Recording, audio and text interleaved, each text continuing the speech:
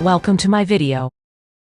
My name's Lynn, and today I will be presenting on spinal cord stimulation for chronic pain. Chronic pain affects millions of people worldwide and significantly reduces quality of life. For many patients, conventional treatments such as medication and physical therapy are not effective. Because of this, advanced neuromodulation technologies like spinal cord stimulation have become increasingly important. Spinal cord stimulation is more successful in reducing pain by at least 50% in people with chronic pain who do not respond to standard therapies like medication.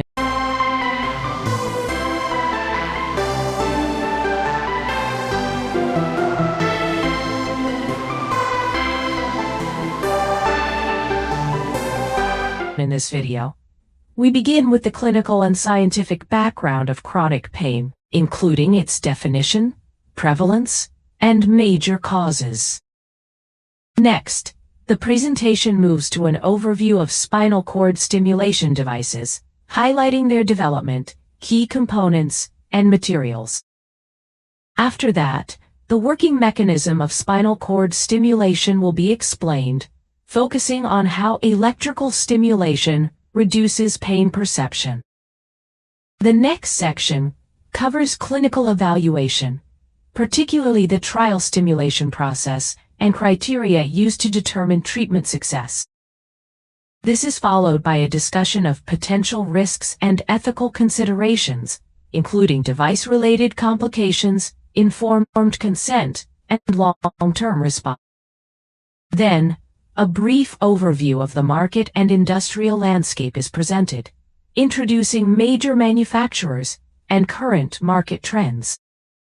Finally, the presentation concludes with a summary and conclusion. Section 1. Clinical and scientific background. Chronic pain. First, let us discuss what chronic pain is.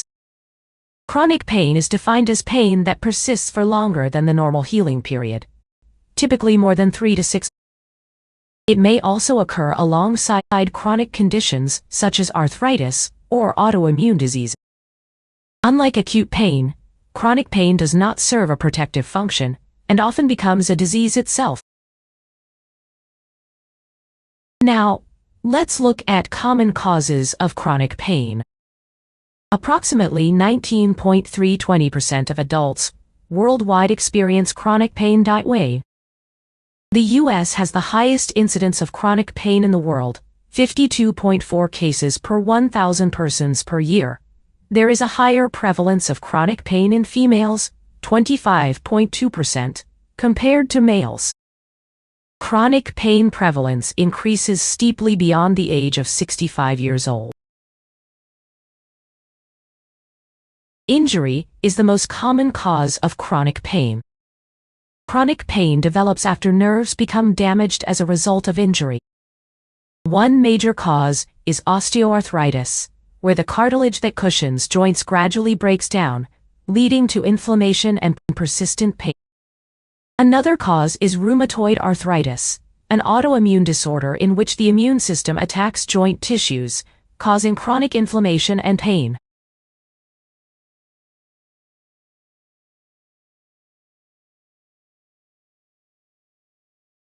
Chronic fatigue syndrome is also associated with long-term pain and extreme exhaustion that does not improve with rest. Endometriosis is a painful condition where uterine tissue grows outside the uterus, often leading to severe pelvic pain. Finally, fibromyalgia is characterized by widespread musculoskeletal pain, often accompanied by fatigue and sleep disturbances. Traditional treatments include medication, physical therapy, and psychological support. However, many patients do not achieve adequate pain relief, which leads to the need for alternative therapies such as spinal cord stimulation.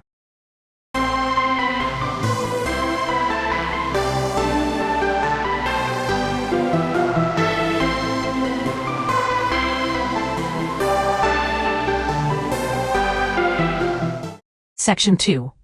Device overview and technology. The concept began in the 1960s with the gate control theory of pain, which suggested that electrical stimulation could block pain signals before they reach the brain. This theory provided the scientific foundation for spinal cord stimulation.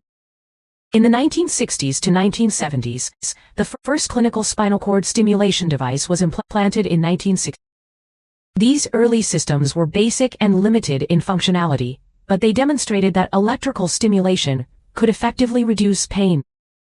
During the 1980s, major progress was made with the development of fully implantable pulse generators, also known as IPGs. This advancement allowed devices to be implanted completely inside the body, improving patient comfort and long-term. In the 1990s, spinal cord stimulation systems became programmable and multi-channel, enabling clinicians to adjust stimulation parameters and target pain more precisely. From the 2000s to the 2010s, technology advanced further with the introduction of high-frequency stimulation, such as 10 kHz, and burst stimulation, which reduced or eliminated paresthesia, while improving pain relief. Finally, in the present era, spinal cord stimulation systems are becoming smart, rechargeable, AI-driven, and closed-loop, with minimally invasive designs that offer personalized and adaptive pain management. Spinal cord stimulation, or SES, is a neuromodulation technique that uses electrical stimulation to interfere with pain signal transmission in the spinal cord. The SCS system consists of implanted components and external components. The most important implanted component is the implantable pulse generator, or IP. This device contains the battery and control electronics. It can be rechargeable or non-rechargeable, and is typically implanted under the skin in the abdomen or upper buttock area. Another key implanted component is the electrode leads. These leads may be percutaneous or paddle type, and can contain multiple contacts that allow precise targeting. The external components include a charger and a programmer. These allow clinicians and patients to adjust stimulation settings to achieve optimal pain relief. Regarding materials, SCS devices use platinum iridium electrodes for excellent conductivity and corrosion resistance. The IPG case is typically made of titanium alloys, which are strong and biocompatible. The leads are insulated with biocompatible polymers, such as silicone or polyurethane. Spinal cord stimulation devices are regulated as high-risk implantable medical devices, and MRI compatibility is carefully controlled under specific conditions. Spinal cord stimulation systems are classified as Class 3 medical devices, which represents the highest risk category. This classification is consistent across major regulatory authorities. In the United States, the FDA classifies spinal cord stimulators as Class 3 devices. This means they require pre-market approval, supported by strong clinical evidence demonstrating safety and effectiveness.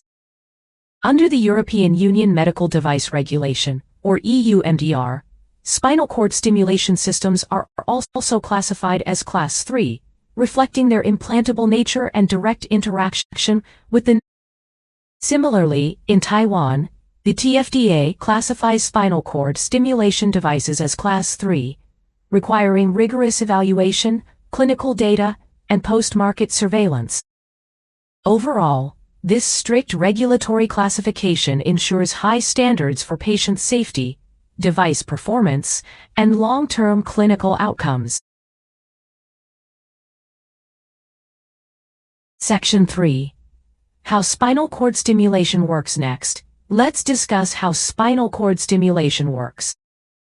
IPG implanted under the skin, abdomen, or upper buttock. The implantable pulse generator sends mild electrical pulses through the electrode leads to the spine. These pulses modify or block pain signals before they reach the brain. Spinal cord stimulator leads are the electrodes that deliver electrical pulses to the spinal cord to manage chronic pain. Percutaneous leads, which are thin and inserted through an epidural needle paddle leads, which are larger and implanted via open surgery after a laminectomy. The stimulation parameters, such as frequency and pulse width, can be adjusted to suit individual patient needs. Modern systems allow personalized therapy, which improves treatment outcomes. Section 4. Clinical evaluation. Before permanent implantation, patients must undergo a trial stimulation. This trial phase is important because not all patients respond to spinal cord stimulation.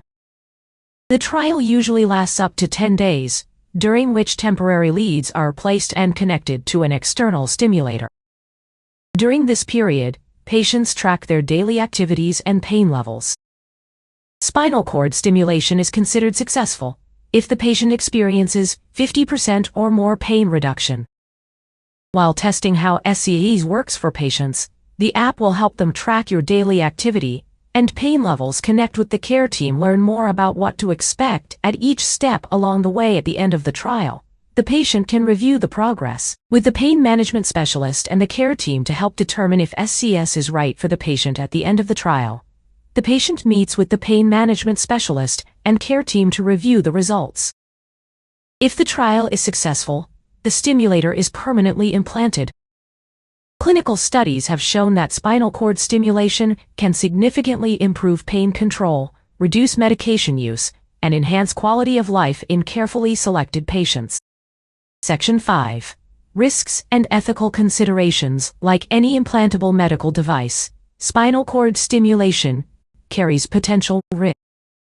The most common complication is lead migration, which occurs in approximately 5 to 15% of cases and may require surgical revision.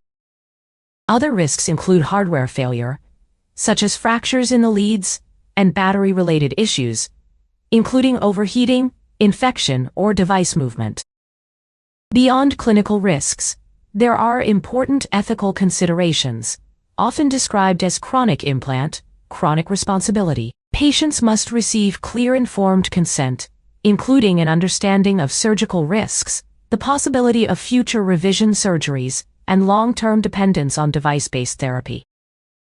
Manufacturers and healthcare providers also have a responsibility to ensure long-term technical support, clear end-of-life policies, and continued access to programming equipment. Section 6. Market and industrial perspective. Finally, let's briefly discuss the market perspective.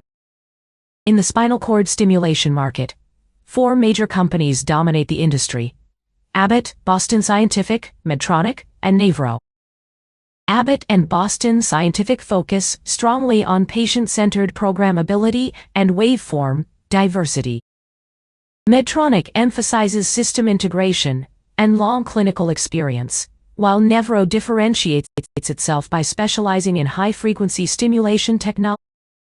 Together, these companies shape most technological and clinical trends in spinal cord stimulation.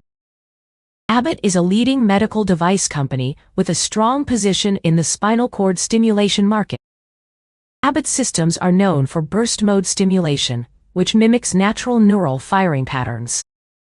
This technology reduces paresthesia and enhances patient comfort.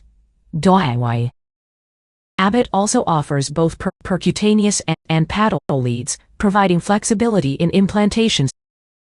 Additionally, their systems are full-body, MRI conditional under specific conditions. The company's strategy focuses on patient experience, therapy personalization, and long-term device stability. Boston Scientific specializes in highly programmable spinal cord stimulation systems. Their devices support multiple programmable waveforms, allowing clinicians to adjust therapy precisely according to different pain patterns. Boston Scientific emphasizes multi-contact percutaneous leads, such as 16 and 32 contact designs, to enhance stimulation precision. They offer both rechargeable and non-rechargeable batteries, catering to diverse patient needs. MRE compatibility is also included, although scanning often requires adherence to specific protocols. Boston Scientific's strategy centers on maximizing clinician control and flexibility. Medtronic is a long-established global medical device company with a strong international footprint. In spinal cord stimulation, Medtronic focuses on clinical reliability and system integration. Their devices support multiple waveform options for flexible therapy, Medtronic primarily uses percutaneous leads and emphasizes rechargeable batteries to extend device lifespan and reduce replacement surgery. Their systems support full-body MRI, including 1-point FIVT and THREAT under defined conditions. Medtronic's key advantage lies in extensive clinical experience and global market reach. Nevro takes a distinct approach compared to the other three companies. Nevro focuses almost exclusively on high-frequency stimulation at 10 kHz, known as paresthesia-free. This approach provides effective pain relief without tingling or vibration sensations. Nevro systems use percutaneous leads and rechargeable batteries, necessary to support the high energy requirements of high-frequency stimulation. MRE compatibility has also been expanded, including certain THREAT systems. Nevro is considered a technology disruptor, relying heavily on clinical evidence for high-frequency. Geographically, North America holds the largest market share, driven by advanced healthcare infrastructure and high adoption of neuromodulation therapies. Europe follows closely, supported by strong regulatory frameworks and clinical research data. The Asia-Pacific region is expected to experience the fastest growth due to increasing healthcare investment and rising awareness of chronic pain management.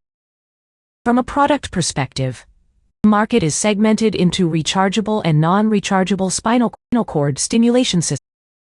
Rechargeable devices currently dominate the market due to longer lifespan and suitability for high-energy stimulation modes, such as high-frequency therapy. However, non-rechargeable systems remain important for certain patient populations. STS is used to alleviate pain associated with failed back syndrome, complex regional pain syndrome, degenerative disc disease, unsuccessful disc surgery, and other conditions. The global spinal cord stimulation devices market is experiencing strong growth going. In 2024, the market size is approximately $3.54 billion, and it is projected to reach around $7.79 billion by 2034. This growth reflects increasing demand for long-term pain management solutions and continuous innovation in device technology. Key market drivers include aging populations, rising prevalence of chronic pain, and technological advancements in neuromodulation. Section 7. Effectiveness and limitations. SCS provides significant pain relief, allowing patients to regain daily activities and improve their overall quality of life. Beyond these direct effects, SCS can also lead to reduced healthcare costs, fewer additional treatments, and even increased productivity, as patients can return to work or normal routines more easily. However, there are some important considerations. Surgery is required, as implantation involves a minor surgical procedure. Reprogramming may be needed occasionally to maintain effectiveness. SCS is not universal. It's not suitable for all types of pain. Despite these limitations, it remains a valuable option for managing chronic pain. Thank you very much for watching my video. If you enjoyed this video, don't forget to like, leave a comment, and subscribe to my channel.